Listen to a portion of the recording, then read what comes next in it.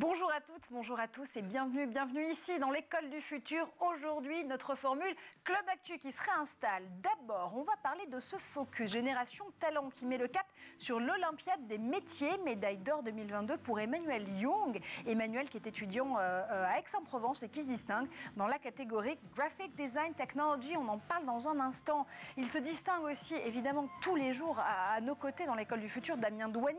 Damien, aujourd'hui, tu nous prouves que la Belgique est en pointe en matière d'EdTech avec WooFlash, une plateforme de micro-learning boostée par les neurosciences. On dit comme ça a l'air un peu impressionnant, mais en général, l'idée c'est de dire on peut apprendre différemment et mieux, et vous allez voir comment. Et en bon français, en plus, c'est vachement mieux que moi. Notre Club Actu, en première partie, on va faire le bilan de la COP27. On vient officiellement de passer cette semaine, vous le savez, le cap des 8 milliards d'êtres humains sur cette terre, et la COP27 referme ses portes après 15 jours de négociations en Égypte. Alors, est-ce une COP d'épée dans l'eau ou dans la fourmilière? On en parle dans un instant. En deuxième partie, on s'attaquera ou pas à Meta, Twitter et Amazon, la Silicon Valley qui semble dévisser cette semaine. 4 000, 10 000, 11 000, qui dit mieux? Twitter, Meta et Amazon, les plateformes stars, annoncent des suppressions d'emplois records, les premières de leurs histoires respectives. Alors, est-ce que rien ne va plus dans la Silicon Valley? Aujourd'hui, pour en parler à nos côtés, Nathanaël Wallenhorst, docteur en sciences de l'éducation, de l'environnement et en sciences politiques, auteur de l'excellent Qui sauvera la planète. C'est toujours aux éditions Actes Sud, Nathanaël. Bonjour.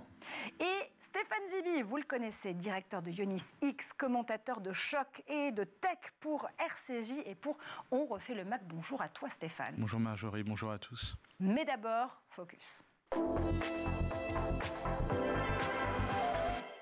La World Skills Competition ou l'Olympiade des métiers, eh bien, ce sont 1600 jeunes talents issus de 85 pays. Pour cette édition 2022, c'est Emmanuel Young, un Français, qui a réussi à se distinguer, médaille d'or dans la catégorie Graphic Design Technology pour l'étudiant de l'école de design d'Aix-en-Provence.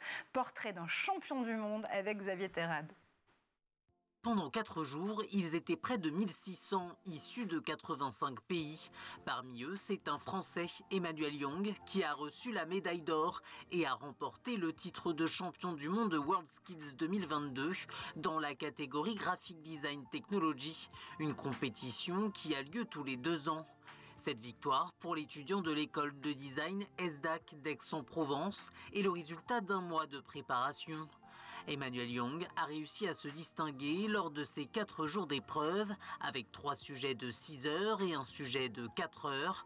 Des journées qui finissaient seulement aux alentours de 22 heures car le soir il fallait préparer le sujet du lendemain.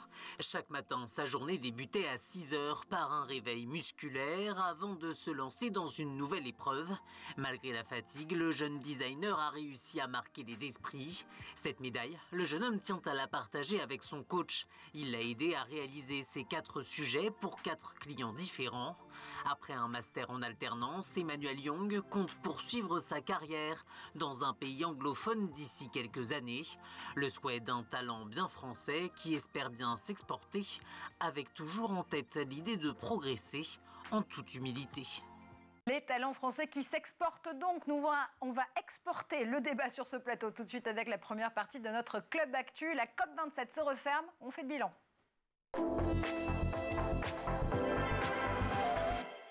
Et vous le savez, aujourd'hui, à nos côtés, pour pouvoir justement débriefer ces actus, Nathanaël Wallenhorst, tu es toujours directeur en sciences de l'éducation, de l'environnement et en sciences politiques, et tu es l'auteur de Qui sauvera la planète aux éditions Actes Sud. Toujours à nos côtés aussi, Stéphane Zibi, directeur de Ionis X, notre commentateur tech de choc préféré sur RCJ et sur On refait le Mac. Il fait non de la tête, dis donc Stéphane Zibi, je te fais des compliments. Préféré, attends, les autres vont être jaloux. Tu ne me crois pas? Eh bien justement, il va falloir me croire parce qu'on va parler de la COP27. Tout de suite, on vient, vous le savez, cette semaine de passer le cap des 8 milliards d'êtres humains sur cette terre. Cette COP27 referme ses portes après 15 jours de négociations en Égypte. Alors, est-ce une COP d'épée dans l'eau ou dans la fourmilière, Nathanaël?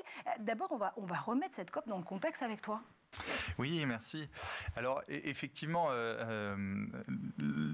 tout l'enjeu là, c'est de pouvoir juger ce qui s'est passé, c'est-à-dire juger ce qui est plutôt bon, ce qui va dans le bon sens, et puis juger au contraire ce qui pose problème, et puis ce qui peut, à juste titre, nous alarmer, nous mobiliser, etc. Et pour juger, il faut des critères. Et pour moi, le critère principal de jugement et de jugement de cette COP, ça va être l'état des lieux du savoir scientifique actuellement, voilà, sur les questions bioclimatiques, autant les questions climatiques que les questions d'altération de la biodiversité. Et pour ça, il y a quelque chose de très simple que nous pouvons faire, c'est simplement en revenir aux articles scientifiques tels qu'ils sont débattus dans les plus grandes revues, et puis tels que le GIEC a l'habitude de les formaliser, de les synthétiser, et puis de les donner, de nous les donner à lire, quoi, d'une certaine façon. Alors, quel est cet état du savoir? Le premier, c'est un modèle théorique qui est proposé, celui des limites planétaires, et qui nous dit la Terre voilà, fonctionne comme un système complexe constitué de 9 limites à ne pas transgresser.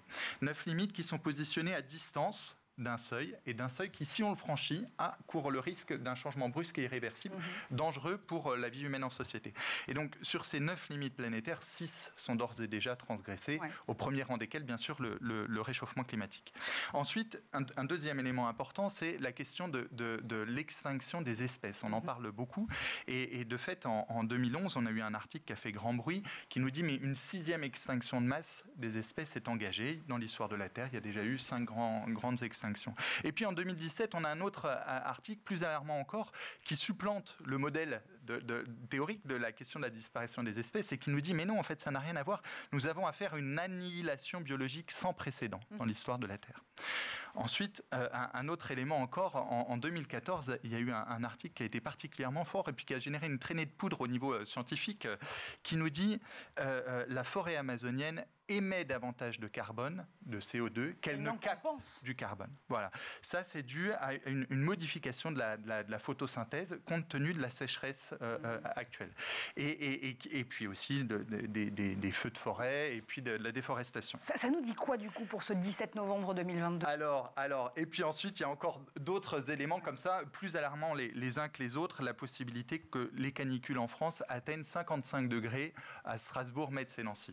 Donc, ce qui est en jeu, c'est la possibilité même de pouvoir vivre ensemble sur la Terre. Ouais. Voilà. Alors, qu'est-ce que ça nous dit pour aujourd'hui? Bien sûr, ça nous dit combien nous sommes très, très, très à distance des enjeux tels qu'ils se situent et tels que la médiation scientifique nous permet d'y avoir accès.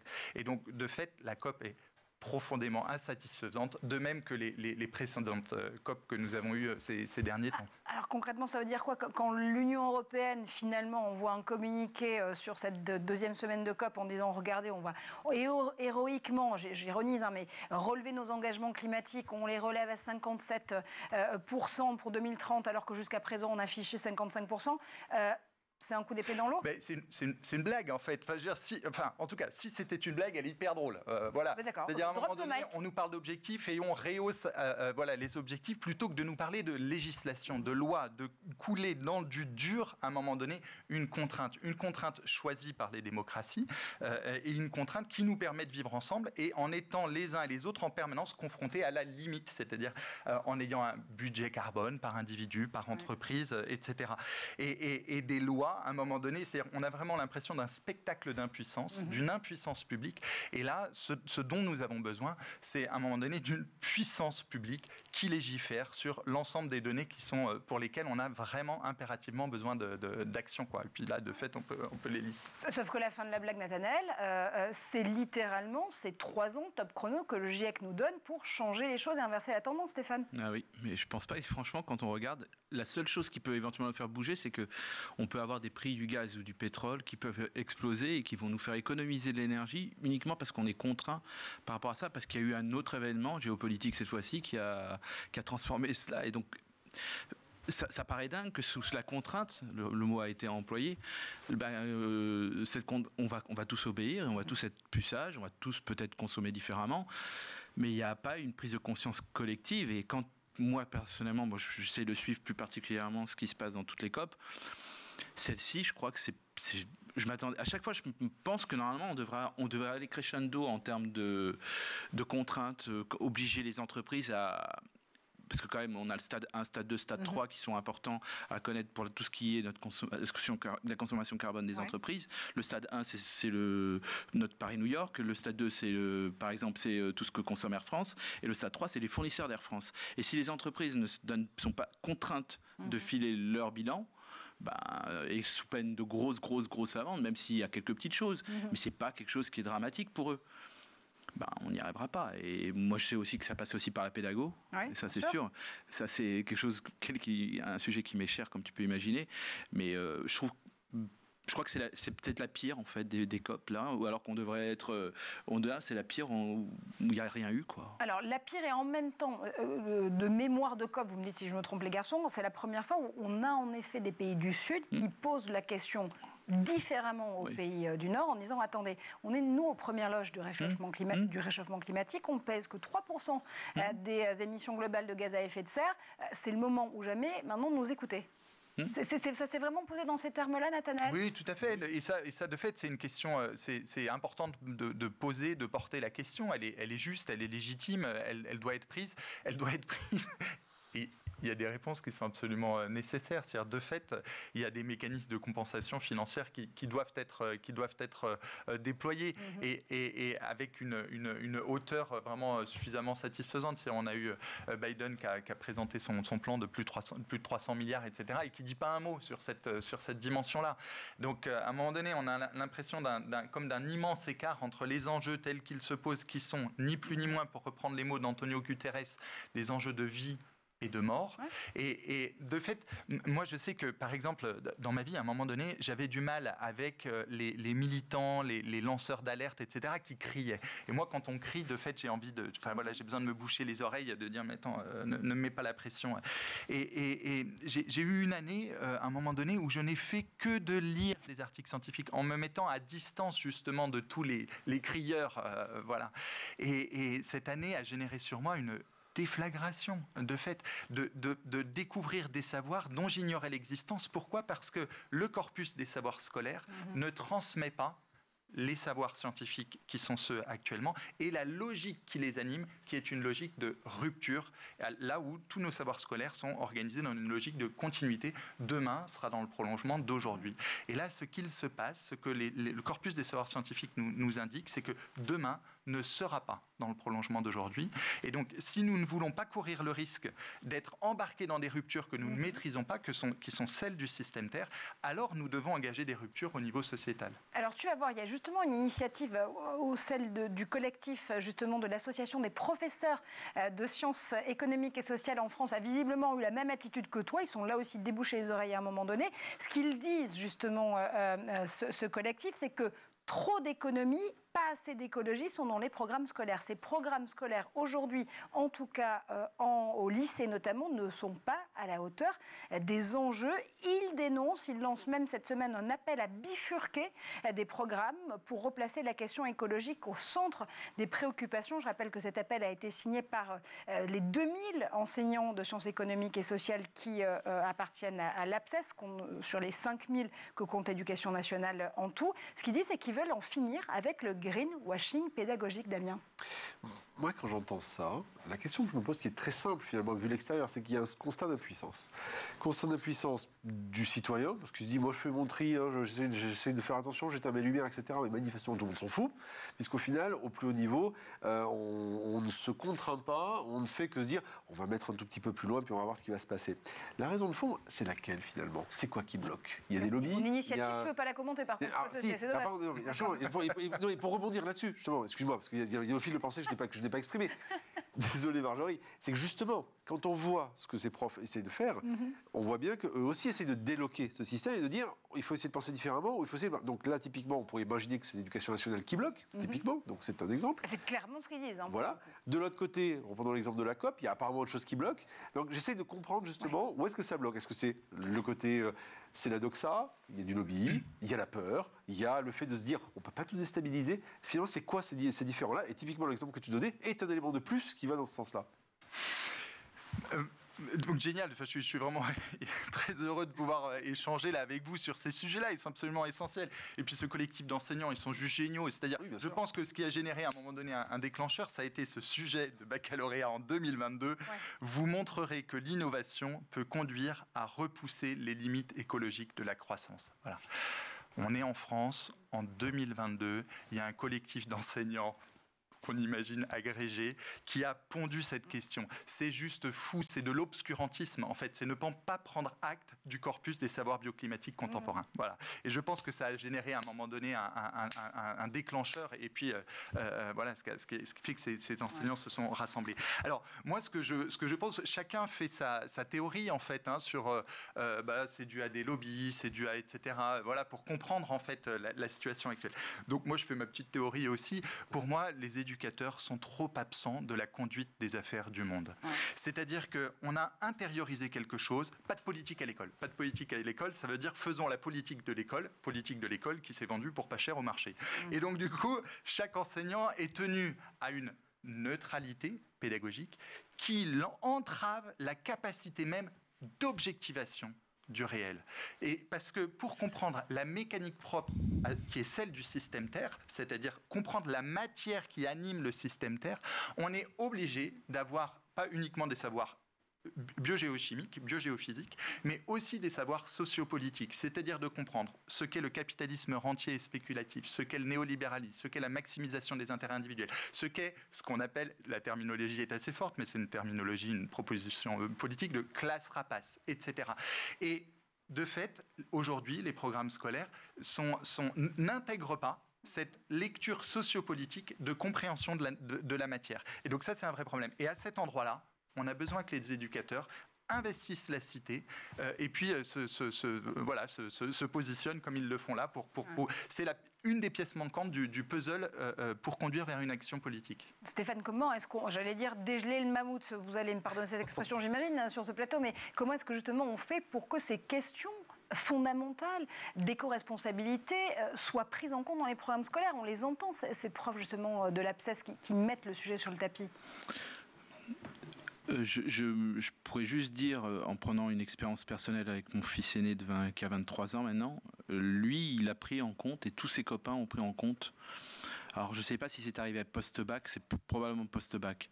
Ils ont pris conscience de ça dans leur école d'ingénieur et tout ça. Et donc là, il y a eu des choses qui ont été dites, il y a plein d'initiatives qui ont été faites au sein des écoles, mais c'est des initiatives externes qui sont venues se rajouter, comme on peut faire une activité théâtre ou quoi que ce soit.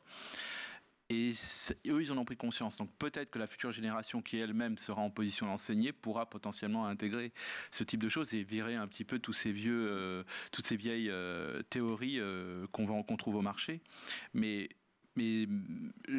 bizarrement, je me dis, on a vraiment un système qui date plus ou moins comme Jules Ferry. C'est un peu ça. Et je ne sais pas s'il y en aura un jour qui aura le courage de vouloir donner son nom à quelque chose d'aussi massif et qui voudra réformer comme il doit être réformé, parce que c'est pas seulement au niveau des programmes et de savoir si on met des mathématiques, ce qui est plutôt une bonne chose, cela pour le coup, ou pas. Mais c'est un équilibre et c'est une façon d'être.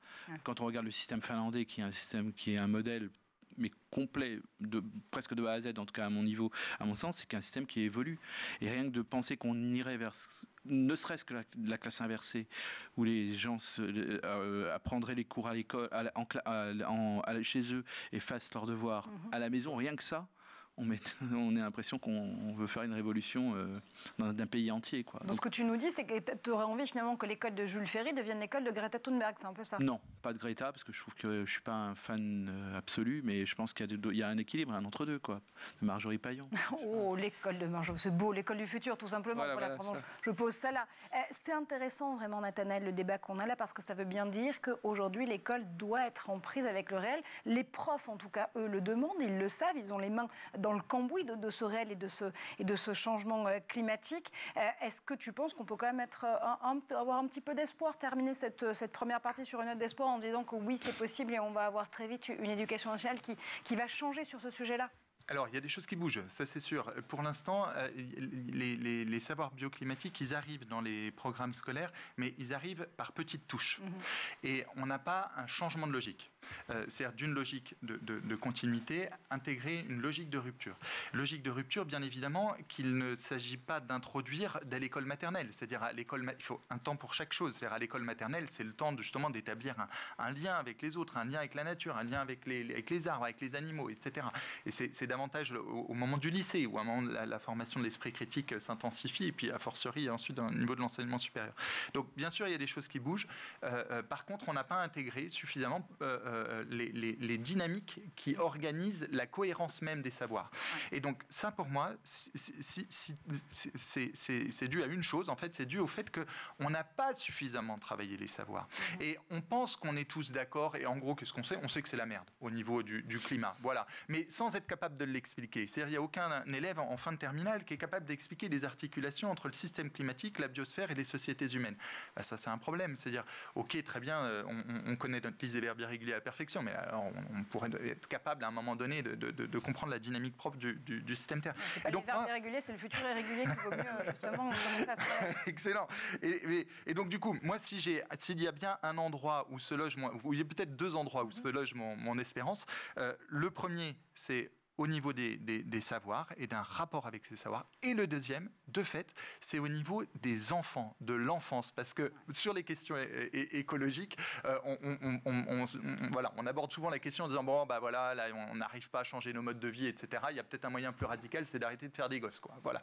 Et ce qui est absolument triste et désespéré, inefficace, ça il faut le dire et le redire, oui. C'est absolument essentiel, et triste et désespérant. C'est-à-dire, il y a d'autres moyens de gagner le combat environnemental et écologique que d'arrêter de vivre et à un moment donné, que d'arrêter ce miracle à un moment donné qui est d'être projeté dans l'existence avec un avenir à construire. Allez, je vous rappelle que pour justement compléter cette discussion et cette première partie de débat, vous pouvez vous référer aux travaux de la Fondation Jean Jaurès qui publiait il y a quelques jours à peine en partenariat avec le Forum français de la jeunesse cette enquête exceptionnelle dans la tête des éco-anxieux et qui souligne le chiffre auquel tu faisais référence, Nathanaël. 37% des jeunes de 16 à 25 ans hésitent à faire des enfants et 74% des Français de moins de 25 ans jugent l'avenir effrayant quant au changement climatique. J'espère qu'on vous aura quand même donné quelques raisons d'espérer dans cette première partie du Club de l'Actu pour l'école du futur.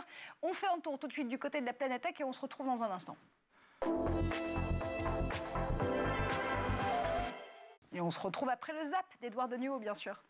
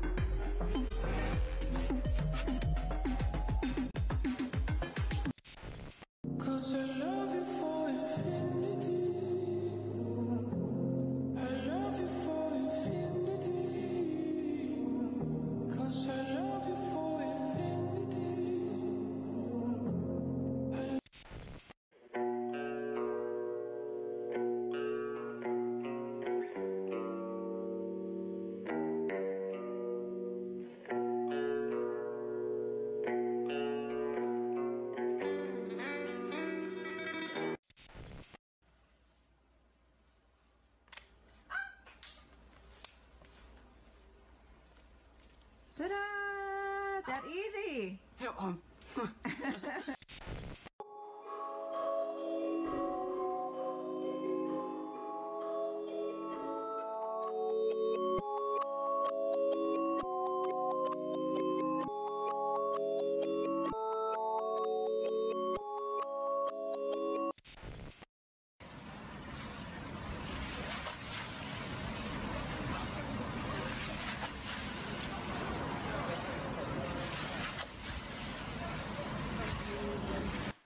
bien de retour sur le plateau de l'École du Futur, toujours en compagnie de nos débatteurs du jour pour cette actu. Nathanaël Wallenhorst, Stéphane Zibi, Damien Douani. Dans un instant, on ouvre le débat sur la Silicon Valley. Est-ce que la vallée californienne est en train de dévisser? Est-ce qu'elle est tombée sur la tête? On en parle dans un instant, mais d'abord, chronique avec Damien.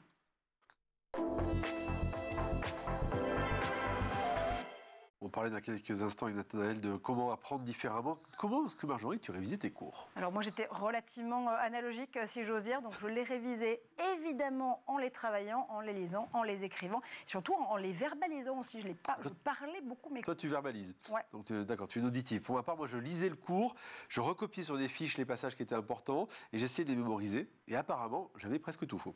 Parce que des études récentes menées par des chercheurs montrent que les méthodes d'apprentissage généralement utilisées par les étudiants, qui sont très souvent de la relecture et du surlignage, sont très peu efficaces car ce sont des méthodes plutôt passives. Dommage. Et alors comment est-ce qu'on fait justement pour aller à rebours de ces fausses bonnes habitudes qu'on a prises? Alors il faut aussi prendre en compte l'évolution des habitudes, notamment des étudiants qui aujourd'hui ont, on va dire, sont habitués à vivre des expériences. Leur attention est constamment sollicitée, à tort ou à raison, mais dans tous les cas de figure, c'est ça qui se passe. Et certains établissements ont d'ailleurs remarqué que la majorité, on le sait, des bandes passantes des écoles, quand ce n'est pas le téléphone mobile, sont très souvent utilisés par Facebook, Instagram ou par YouTube. Bref, les gamins aiment bien chercher des outils qui leur donnent une petite dose de dopamine, principe de la récompense classique. Ça, c'est pour on va dire pour l'aspect de fun. Mais la question, c'est comment on peut intégrer cette idée-là dans une logique éducative. Il faudrait que logiquement, par exemple, si on fait le parallèle avec un TikTok ou un Instagram, il faudrait que par exemple les contenus soient régulièrement renouvelés sur la plateforme, que les formats changent, qu'il y ait que ce soit plus rapide, qu'il y ait des mécaniques plus, on va dire, de zap, si on peut dire. Que ce soit plus rapidement et plus fréquemment mis à jour, et que surtout les formats soient interactifs. Voilà. Si on prend les mêmes ingrédients, on se dit que pour l'éducation, c'est ça qu'il faudrait. Heureusement, heureusement, je ne sais pas, mais tout au moins, il y a une plateforme qui s'intéresse à ça, et elle arrive, elle est belge, tu le disais, elle s'appelle Wooflash. Wooflash, j'allais dire non, pas du tout comme en wallon ou en flamand, ça ne veut absolument rien dire. Ça veut dire en tout cas qu'on apprend mieux avec du micro-learning, si je te suis. C'est ça, c'est une plateforme qui est éditée par une société qui fait déjà WooClap, qui est un outil que tu connais bien d'ailleurs, hein, Stéphane, chez Unis. Donc Wooflash, c'est une plateforme de micro-learning. Le micro-learning, c'est qu'en fait, on va apprendre sur des temps courts. Hein, c'est un peu comme quand on fait du sport avec du fractionné. Donc on va apprendre en fractionné. Ouais. Donc ça s'appuie sur les bases de principes neuroéducatifs qui, pour mieux apprendre et enseigner, sont basés sur les principes de Steve Mason, qui est un professeur et un chercheur en neuroéducation à l'Université de Québec à Montréal. Et on sait que les Canadiens et les Québécois sont très en avance sur les aspects, on en parle souvent ici, sur les aspects éducatifs. Et que nous dit Steve Mason? Steve, il nous dit que pour bien apprendre, il faut de la répétition espacée, il faut de la rétroaction immédiate, la feedback loop. Il faut des questions favorisant la mémorisation et le transfert de connaissances, et puis mettre en place comme une mécanique de mode d'examen. Et c'est sur ces principes-là que c'est basé Wooflash, qu'on va voir un instant à l'image. Le professeur, que va-t-il faire? Il va choisir un format de questions. Donc en fait, il a à sa main une quinzaine, une vingtaine de formats de questions différents qu'il va pouvoir poser. Il va aussi créer des modules de questions en mode collaboratif, éventuellement avec d'autres professeurs. Ça, c'est le principe de base. On va faire un principe de déroulé de questions. Et ensuite, à partir de là, ce contenu qui a été créé par Wooflash, la plateforme va le proposer à l'étudiant et va lui proposer un parcours le plus efficace sur la base de ce à quoi il a déjà accéder, ce à quoi il a déjà répondu, et il va y avoir une sorte de mécanisme de machine learning, comme on dit, qui va faire en sorte de représenter en temps réel les meilleures questions, et ainsi de suite. Et donc, l'outil va apprendre de l'élève et de ses capacités et de ses lacunes aussi. Et ce qu'on va voir après, c'est que les élèves vont avoir accès, on le voit à l'écran, à des statistiques précises de leurs connaissances, acquises ou non. Et côté professeur, il va y avoir une sorte de petit tableau en couleur qui va permettre de voir statistiquement, par des couleurs, ce qui a été bien acquis par les élèves et ce qui a été moins acquis par les élèves et ce vers quoi peut-être il faut qu'ils remettent l'accent. Oui, c'est intéressant. Stéphane, Damien précisait que tu connaissais bien cet outil-là. On a l'impression qu'il y a un vrai esprit aussi de sparring partner entre le prof, l'élève.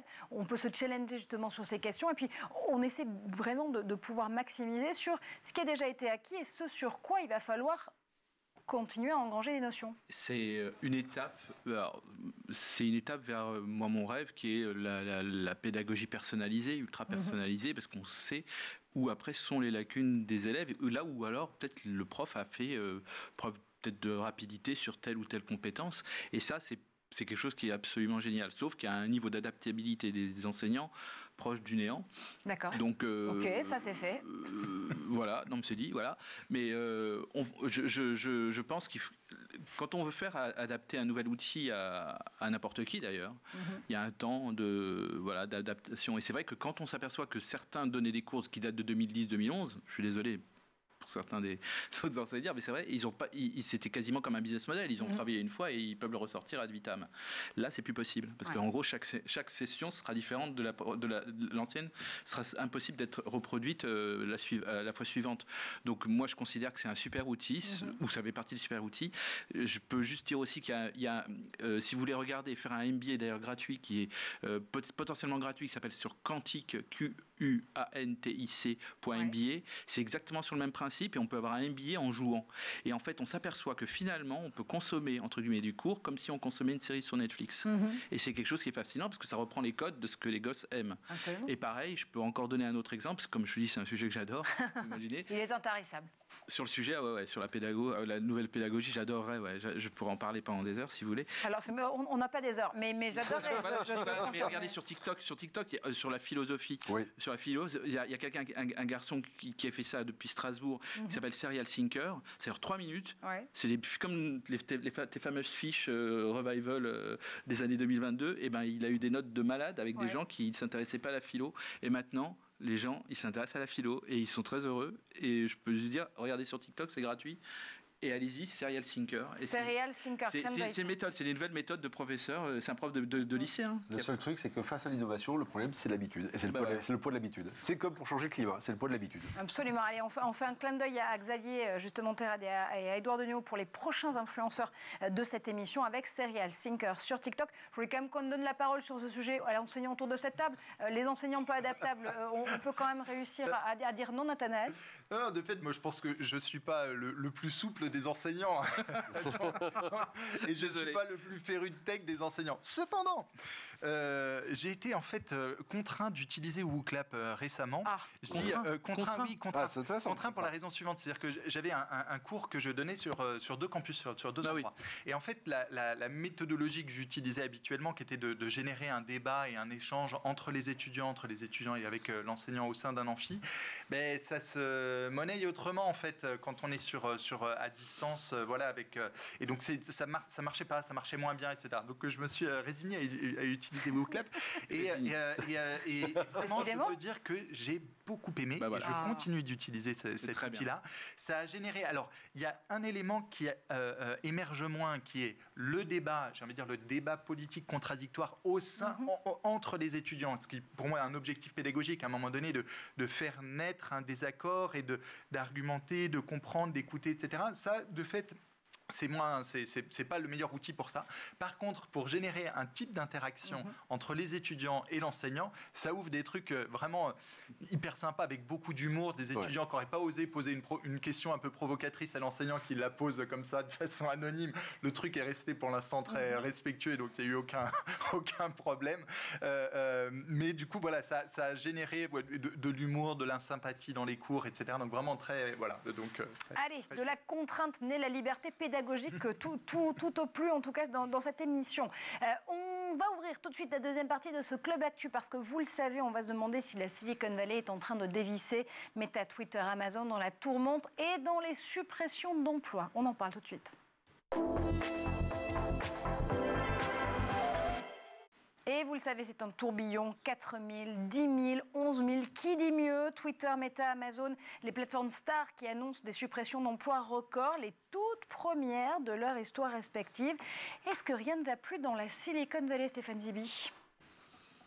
Je sais pas, ils se sont vus trop beaux, mais peut-être, je pense surtout qu'ils ont investi énormément sur des choses qui sont pas spécialement importantes ou qui sont dispensables. Quand on investit des milliards sur les métaverses, est-ce que c'est quelque chose qui était dispensable? Est-ce que c'est Alexa qui pose problème entre autres sur Amazon? Est-ce qu'il y a des choses qui sont peut-être plus importantes à gérer? ou à imaginer dans leur stratégie. Voilà. Peut-être c'est une correction, j'imagine c'est une correction. Peut-être elle est salutaire, peut-être elle va permettre à certains de se regarder peut-être dans une glace, peut-être c'est aussi un changement de gouvernance. Je pense qu'il y en a certains qui sont peut-être plus à la hauteur. Tout le board de Facebook est parti, il ne reste plus qu'un. Pourquoi y reste-t-il alors que certains grands sages... Il y a un CEO qui restait quand même. Le CEO, voilà, c'est lui, voilà. Mais voilà, je le nomme pas besoin, tout le monde le connaît, mais Des Voldemort, celui qu'on ne nomme pas, c'est exactement. Ouais, mais c'est pas Mark quoi. Zuckerberg en l'occurrence. Voilà, non mais c'est pour ça. Tiens, voilà, ils sont rapides en régie. Hein. Je les aime beaucoup. Non, mais ce que je veux dire par là, c'est que dans certaines grandes entreprises comme Google ou Microsoft, ils ont mis d'autres personnes en exécution. Et je pense que c'est pas les boîtes qui vont le plus mal de toutes celles-ci parce qu'elles sont pas citées. Ouais. Et donc je pense quand même, il faut parfois là aussi changer aussi certaines choses là-haut et pas seulement changer en bas. Mais ça veut dire quoi, Damien, qu'on est pris dans un contexte de crise économique générale ou ce sont des plateformes qui finalement n'ont pas su gérer l'hypercroissance? Je pense qu'il y a plusieurs choses. Il y a l'hypercroissance, ça c'est vrai. Il y a le fait aussi leur modèle arrive peut-être au bout. Le modèle de Facebook, basé sur publicité versus data perso, je pense qu'on commence à prendre conscience de la fin du modèle, ou de la fin de ce modèle. Le modèle est usé et il n'arrive pas à se réinventer. D'ailleurs, ça se voit. Facebook vieillit et on essaye de le raccrocher comme on peut à Instagram, qui est la locomotive. Tant que la locomotive fonctionne, mais le jour où les wagons vont être plus lourds, il va peut-être falloir lâcher les wagons. Donc il y a cette vraie question-là. Et puis je pense aussi que, je ne sais pas si Stéphane est d'accord avec ça, c'est que quand on est riche, et quand on fait 80% de marge avant impôt et qu'ensuite on en fait une 30% après impôt, on prend des aises. Et puis le jour où d'un seul coup on gagne moins et que d'un seul coup les actionnaires gagnent moins, eh ben on resserre la ceinture. Mais en fait, il ne faut pas se leurrer. Excepté peut-être Twitter. Mais globalement, prenons l'exemple de Facebook. Rouler sur l'or, quoi. Donc, et on pourrait parler de la capitalisation aussi boursière de Apple, par exemple, qui est la somme qui gèle des embauches aussi. Qui gèle les embauches et qui est pourtant la somme de Amazon, Facebook et de Amazon, Meta et Google. Donc, non, Amazon, Meta et Microsoft, pardon. Désolé. Donc, très clairement, voilà, il y a aussi, je pense qu'il y a plusieurs éléments qui se jouent, mais il y a aussi, certainement aussi, comme tu le disais, une correction vis-à-vis du marché. Puis, il y a un dernier élément aussi. Moi, j'en avais discuté avec un copain qui est en Silicon Valley, il me dit, il faut toujours virer en novembre. Parce que si tu vires en novembre, tu ne payes pas les primes. Donc, c'est le moment où j'avais. Et comme Twitter a donné le feu vert et ouvert la boîte de Pandore, tout le monde y va derrière. Twitter, dont Elon Musk, le nouveau patron, comme vous le savez, répétait hier qu'il fallait choisir entre travailler de très nombreuses heures ou rester à la maison, tout simplement, pour ses employés, soit en tout cas qui sont encore en train de rester chez Twitter à l'heure actuelle. Nathanaël, ça veut dire quoi? Que ces plateformes, cette Silicon Valley, elle a voulu frapper trop haut, trop vite. On se souvient évidemment de la tagline de Meta, anciennement Facebook, Move fast and break things. Ils sont en train de payer les pots cassés, sans mauvais jeu de mots, justement de cette disruption qui était un très, très mauvais, vilain mot qu'on propageait, notamment sur les plateaux de télévision il y a quelques années encore. Alors moi, j'ai pas une lecture d'abord business en fait de l'affaire, en étant capable de regarder où les investissements étaient bien réalisés, pas bien réalisés, etc. Par contre, j'ai étudié avec beaucoup d'attention et vraiment, ça m'a énormément fait marrer, quoi. Les discours, ce qui pouvait être dit et tenu par Jeff Bezos, par Elon Musk, etc. Et Jeff Bezos, à un moment donné, il nous explique que lui, l'avenir tel qu'il l'imagine, c'est avec des colonies, avec 1 million de personnes dans des espèces de grands vaisseaux, voilà. Et il imagine l'aventure humaine comme une espèce intergalactique, et il imagine que avec tous ces grands conteneurs là, balancés dans l'espace et ces millions de personnes, ça va faire émerger 1000 Mozart, 1000 etc. de Vinci, et voilà. Et Musk, il nous explique que la meilleure chose qu'il imagine, c'est une fusion avec l'intelligence artificielle. Bon, mais ils sont barges, c'est-à-dire qu'à un moment donné, moi, ça me fait cet effet-là, c'est ni plus ni moins de la folie. Alors, ils sont barges, mais ils sont très futés dans leur bargerie, c'est-à-dire que... Ils sont cohérents de leur folie.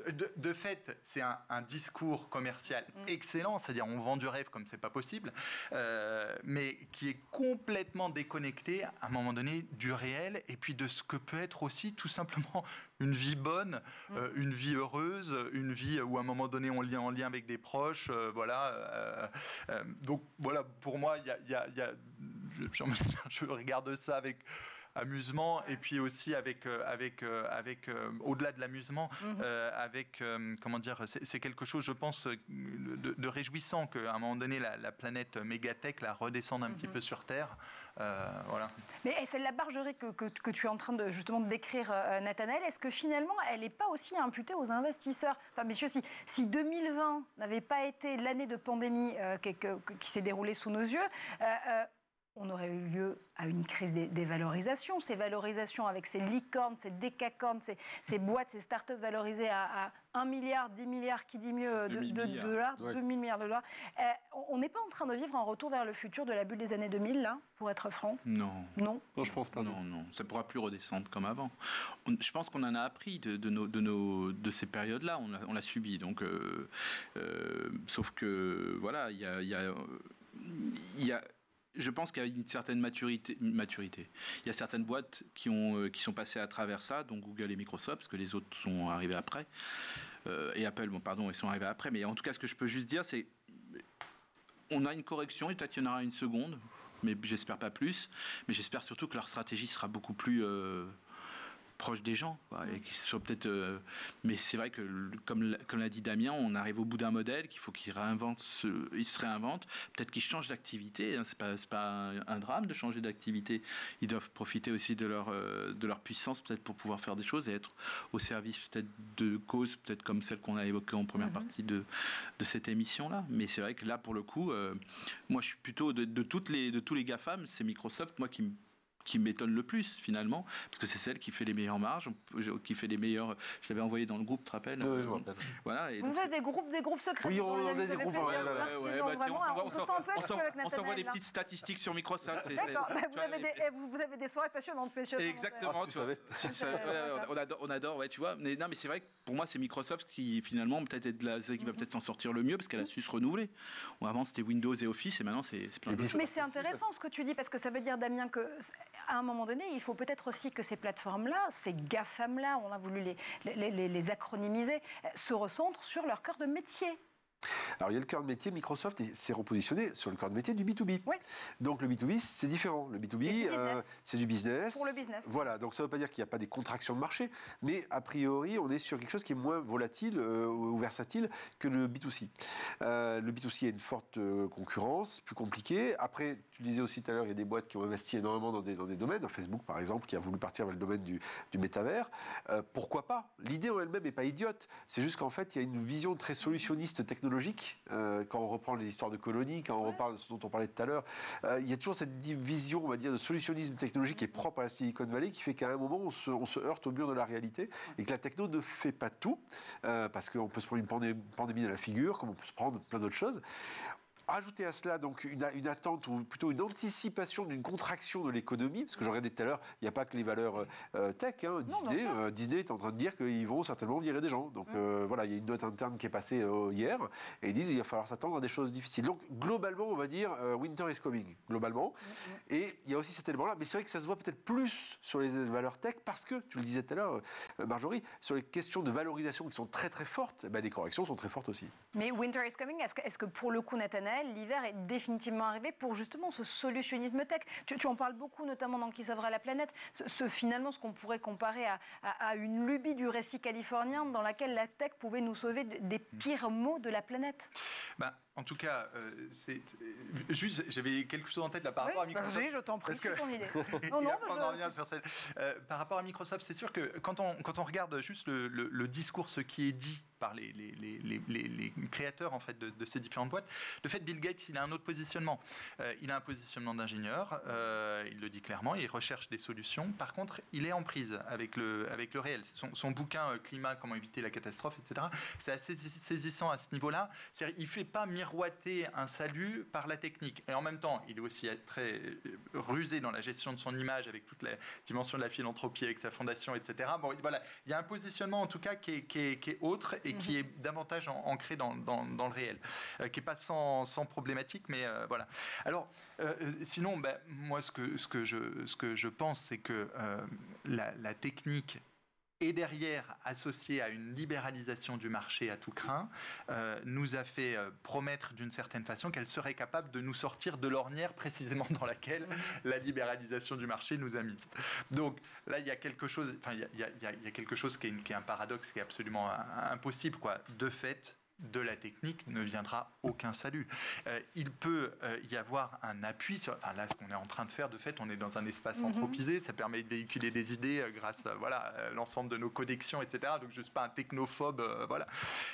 En revanche, ça n'est pas la technique qui va nous éviter des changements radicaux dans nos modes de vie pour contenir l'emballement bioclimatique. Ça, c'est clair et net. Et à cet endroit-là, de fait, les gars siliconés, là, on les attend parce qu'ils ne sont pas au rendez-vous. Voilà, clairement.